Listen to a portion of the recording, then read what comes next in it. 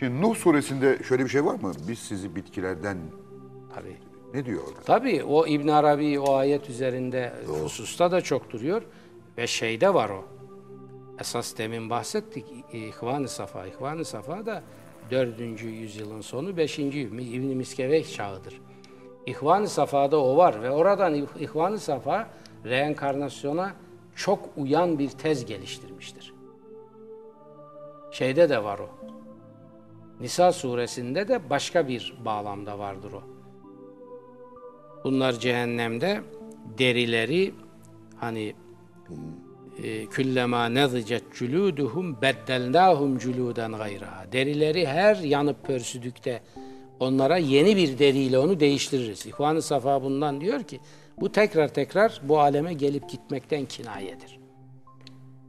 Şimdi dedik ya bunlar müteşabih meselelerdir. Yani buralara daldım mı bir ayetten 50 tane teori çıkarabilirsin ve çıkarılmıştır da. Nuh suresindeki o da vallahu enbeteküm minel erzi nebata. Sizi Allah nebat olarak yerden bitiriyor. Sümme yuhricüküm fiha. İşte çıkarıyor, tekrar iade ediyor oraya. Bu geliş gidiş. Başka bir yerde de şu talepte bulunan ruhları bize konuşturuyor Kur'an-ı Kerim. Bizi 2 defa öldürdün, 2 defa dirilttin. Bir kere daha diriltmez misin? Emettena Bu reenkarnasyon değil mi bu? Evet, onu işte öyle çok var. 80'e yakın ayet var. Reenkarnasyon manasında alacağınız.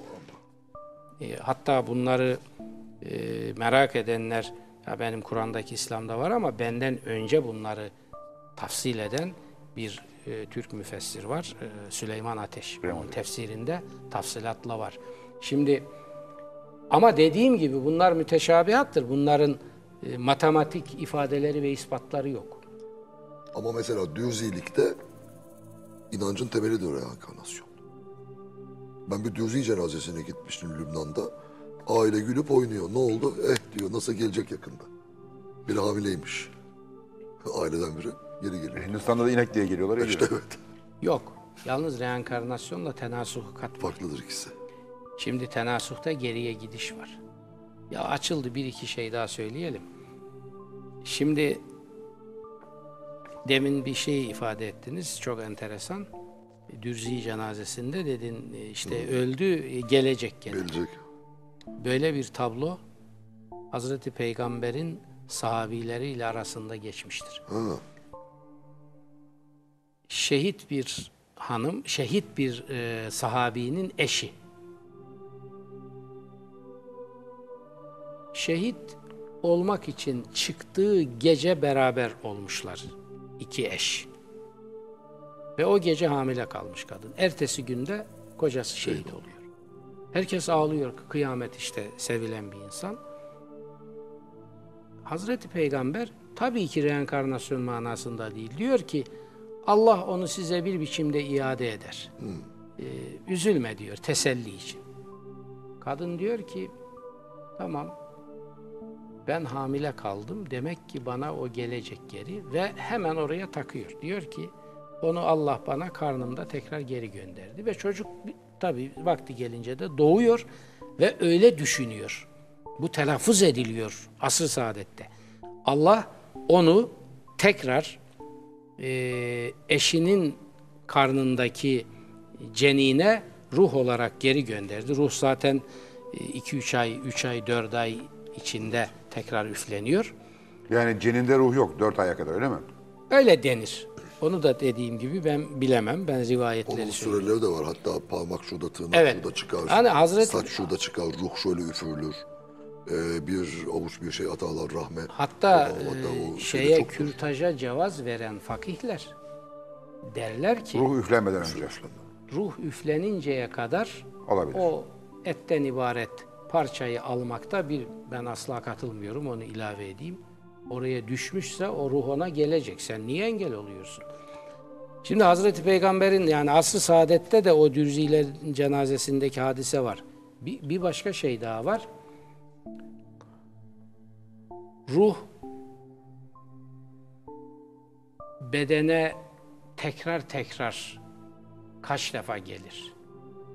Yani bir defa Hint tenasuhundaki gibi sürekli geliş gidiş yoktur. Kur'an bir ömür tabiri kullanıyor. Tenasuhta geriye gidiş de var. Onu da Yani söyleyeceğim. daha kalitesiz, Kalitesiz bir bir şey. şey. O da Onu var. da söyleyeceğim. Ömür diye bir kredi tanıyor insanoğluna Kur'an-ı Kerim. Bu krediyi bazıları bir defada, yani tabiri caizse adam gibi yaşar ve bir defada kullanır, tamamlar. O ömürle hedef alınan tekamülü gerçekleştirir ve bir Öyle. daha bu aleme gelmez. Gelmez. Daha yüksek alemlere gider. Bazısı Sınıfta o kalıyor, bir daha okuyor. kalır ve tekrar gelir. Kaç defa gelir? Kur'an 2 gelişten bahsediyor. 2 kere geldi, geçemedin sınıfı, 3'ü isteyenlere de diyor ki yok öyle yağma yok. Tamam adam gibi kaldın işinizi sınıfta, yapsın. belgeyi aldın Evet, git. gel. Şimdi gelelim tenasuhla bir farka daha reenkarnasyonda. Peki sınıfı geçemeden ne oluyor hocam? Şimdi onu merak ettim ben durduk yerde. Sınıfı geçemedim. 2 mi kere ne olur? geldin, bir halt olmadı senden, ne oluyor? Vallahi bilmiyorum. Yani cehennem var. Şimdi ona geleceğiz. Murat Bey'in dediği tenasuhtan bir fark da şudur. Tenasuhta geriye gidiş var. İnsan olarak görevini yapmadın, yılan olarak gelirsin. Evet. Şimdi Kur'an-ı Kerim'de bu kapıya, bu fikre açılan bir kapı var mı? Yani tenasuh ne diyor? Adam gibi yaşamadın, eşek olarak gelecek. var Ondan öyle daha gelen. adi gelecek. Çok var öyle gelen hocam. Bir dakika. Domuz suretinde gelecek diyor. Bunları bilhassa seçiyorum. Maymun gibi gelecek diyor. Hınzır gibi gelecek diyor. Tabirler Kur'an'ın. Şimdi lafzından baktığın zaman Kur'an-ı Kerim bu manada bir gelişi de kabul ediyor. Diyor ki Allah onları cezalandırdı. Ve tabir aynen budur. Ve ceale minhumul kredete vel hanazire ve abedet tağut. Ve onlardan maymunlar, domuzlar ve tağut uşakları yaptı. Zalim şey. Adam gibi Maide, gelmiş. Maide suresi mi bu? Efendim, Maide En'am suresi. suresinde bir ayet bu. Demek ki lafzıyla alırsam bunu, Kur'an-ı Kerim geriye gidiş ve tekrar hayvanın hem de en berbatı şekline dönüş biçiminde bir anlayışla Ama telaffuz lafzıyla- ediyor. Hangi hayvan? Lafzıyla. Lafzıyla yani kelime Ama, tercümesi. evet ama hiçbir müfessir bunu bu lafzı manada almamıştır. Yalnız biliyorsunuz domuz bedeni insan bedenine en benzeyen beden. Röntgen çektiğiniz zaman insan bedeniyle domuz bedeni hemen hemen aynı. Evet.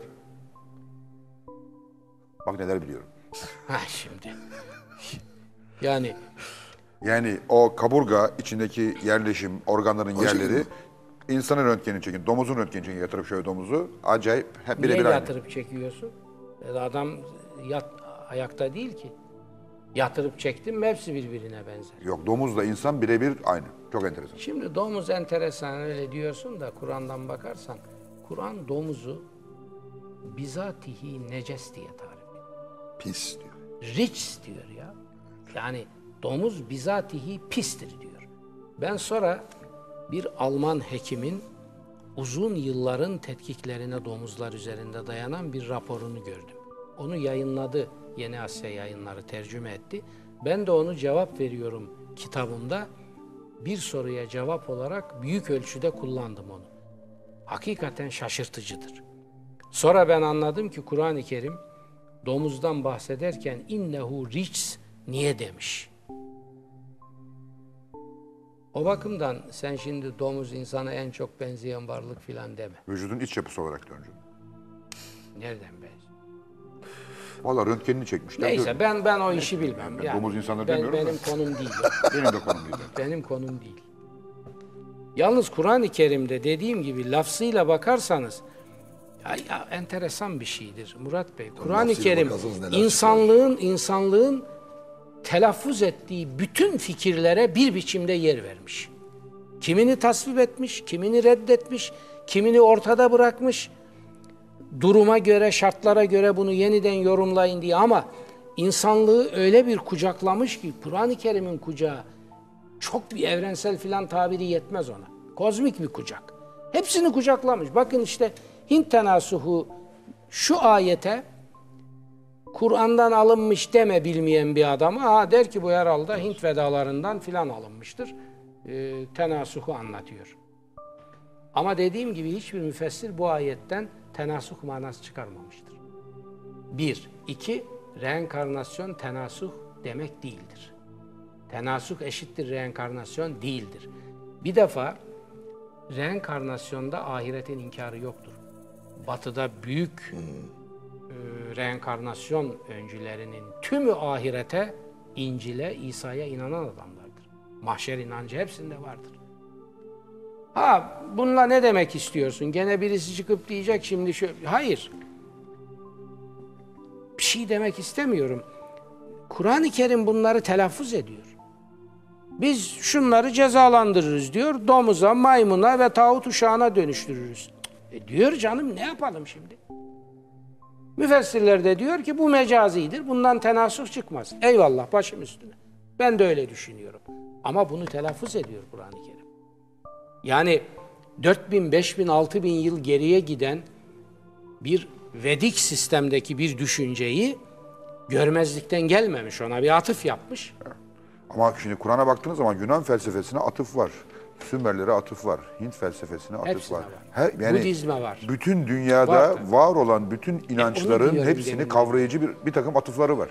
Ya onlardan etkilenmiş ya bilemedim. Hayır, etkilenmemiş. Ama onlar felsefedir. Nasıl İlahi etkilenebilir? kelam. Etkilenmiş demen için haşa Hazreti Muhammed'in bütün bu sistemleri çok akademik bir biçimde 40-50 yıl tetebbu ettiğini, araştırdığını ve öğrendiğini söylemen lazım. Çölün ortasında hayatının ilk zamanlarında okuma yazmayı da bilmeyen, sonra öğrenmiştir. Bazılarının dediği gibi. Öğrenmişti diyorsun değil mi hocam? Ben öyle diyorum kesinlikle. Bir insanın bunları tetebbu etmesi filan, tetebbu etse o şekilde ifade edemez. Edemez. Kur'an'daki o kelam, eğer Arapçayı, klasik Arapçayı bilseniz, şeydi o. Kur'an'ın nasıl bir insan aşan kelam olduğunu Cümle görürsünüz. yapısı. Üslup olarak. Yani 50 tane üniversite Hazreti Muhammed bitirmiş olsa mesela ve bütün bu bilgileri edinmiş olsa o şekilde onları ifade edemez. Ona insanın kelam gücü yetmez. Eğer öyle bir şey olsa Arap şairlerinin, muallakatı yazan şairlerin o kelam güçlerinden Hazreti Muhammed'e iş kalmaz zaten. Onlar yapar o işi. Onlar yapamamış. Kur'an ayetleri geldikçe Kabe'nin duvarlarına asılan o şaheser muallakat şiirlerini bir bir indirdiler. Ve bir kısmı bazı ayetler geldiğinde secdeye kapanıyor. Diyorlar ki diğer arkadaşları, sen de mi Muhammed'e teslim oldun? Ya yok diyor, ben Muhammed'e filan hak verdiğimden değil. Şu ayete bakın, böyle bir ayet ki ben bunun kelam kudreti önünde eğiliyorum diyor adam. Şimdi Kur'an bu. Ama bir de muhtevası var. İşte o muhtevasıyla da Çin'den, Hint'ten, Yemen'den dünyanın bütün düşünce sistemlerine, bütün medeniyetlerine, bütün idraklerine kucağında yer vermiş. Kimisini tasfiye ederek, kimini kabul ederek, kimini dışlayarak, kimini de yeni yorumlara açık bırakarak.